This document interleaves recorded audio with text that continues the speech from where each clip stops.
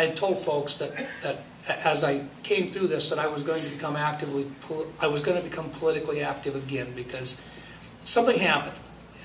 About 2 years before I left office, I had the privilege of meeting with the President Obama, Vice President Biden, Secretary Sebelius, and the director of CMS, who is the person that basically takes care of the Medicare and Medicaid payment program out of the federal government.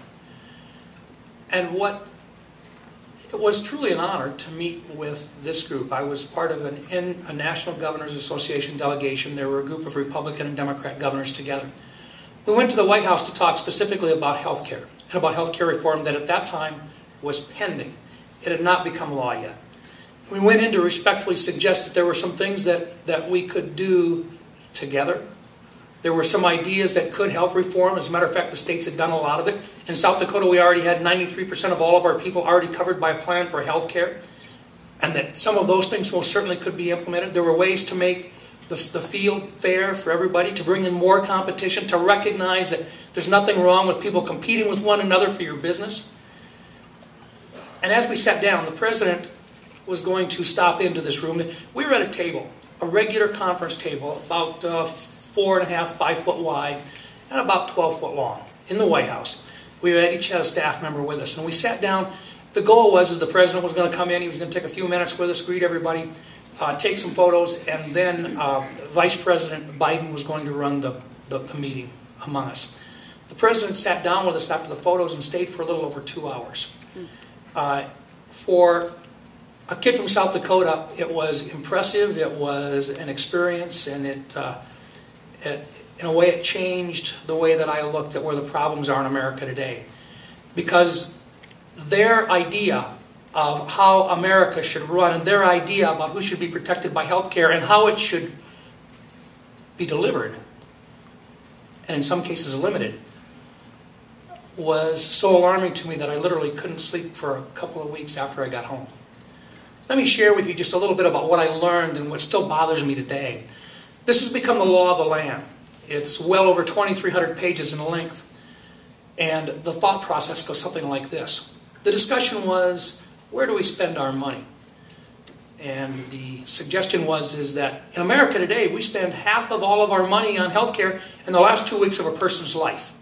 And that just doesn't seem right. Think of what we could do if we didn't have to do that. I said, with all due respect, sir, how do you know it's the last 2 weeks of their life? And the response I got was, well, doctors know that. Then I got to thinking about it a little bit, about what they really wanted to do. What really is going on is you cannot, under the Obamacare program that has been suggested, you cannot pay for it with dollars that are available today, even if you get the printing press going all day long. The only way to do it under their plan is to have somebody decide who gets care, when they get care, and how much care they get. And then I thought about my dad.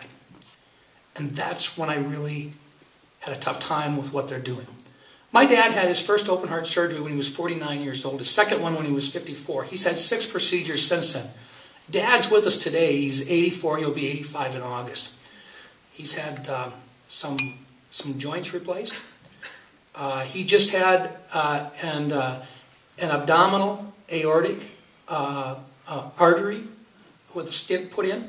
Couldn't have been done 3 years ago. Dad's with us today because of the marvelous way in which our system until now has allowed Americans access to health care. But in the plan, there's going to be a group of people who will decide what is the economic benefit for those individuals who would receive it. At what age will you be allowed to have certain procedures? At what age is it appropriate and economically feasible for the government to allow you to receive this type of care from a doctor? And how much care and for how long? And at what age do we not? You see, I think there are certain basic premises that we should all agree on, Republicans and Democrats alike. Number one, we should provide a quality education for our children. Number two, we should protect society from those who would threaten society, both inside and outside of our borders. And number three, we should take care of those who cannot take care of themselves. the very young and the very old. And that, ladies and gentlemen, I don't believe is the true belief of a lot of people in this country today, because of the economics involved in doing so. And it's about time that we stand up and we say that's not the way we want to see America run. That we truly do believe that we will protect the very weak, the very young, and the old. And that we will not be making decisions on health care based upon a committee of people whose job it is to decide whether or not it's economically feasible to deliver that health care or not. Ladies and gentlemen, that drives me to come out and to speak and to say you cannot sit on the sidelines during this election process.